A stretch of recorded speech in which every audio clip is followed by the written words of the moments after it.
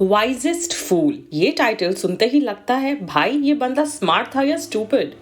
ये interesting title historians ने दिया था मोहम्मद बिन तुगलक को। तुगलक जो दिल्ली सल्तनत का रूलर था, super intelligent but practicality zero. Tughlaq का सबसे बड़ा ड्रीम था पूरे इंडियन सब कॉन्टिनेंट को जीतना, इसलिए उसने एक मैसिव आर्मी बनाई। पर आर्मी मेंटेन करने के लिए क्या किया? लोगों पे हेवी टैक्सेस लगाए, फार्मर्स टैक्स भर ही नहीं पाए, खेती छोड़ दी। Result food shortage, chaos and total हंगामा। रॉबरी बढ़ गई, फैमिन आ गया और जब तक तुगलक को समझ आया इट वाज टू लेट। पर तुगलक रुकने वालों में से नहीं था। सिल्वर की शॉर्टेज के टाइम उसने एक जीनियस आइडिया सोचा, कॉपर और ब्रास के कॉइन्स चला देते हैं। 14th सेंचुरी का मॉडर्न फाइनेंस मूव। लेकिन प्रॉब्लम ये थी कि टोकन करेंसी की वैल्यू सिल्वर के बिल्कुल बराबर थी और नकली कॉइन्स रोकने का कोई सिस्टम नहीं था। लोगों ने तो घर पे ही फेक कॉपर कॉइन्स बनाना शुरू कर दिया। रिजल्ट, इकोनॉमी बिल्कुल क्रैश हो गई और आखिर में तुगलक को सारे फेक कॉइन्स को भी फुल वैल्यू पर वापस लेना पड़ा। इसलिए ट्रेजरी की हालत बहुत खराब हो गई।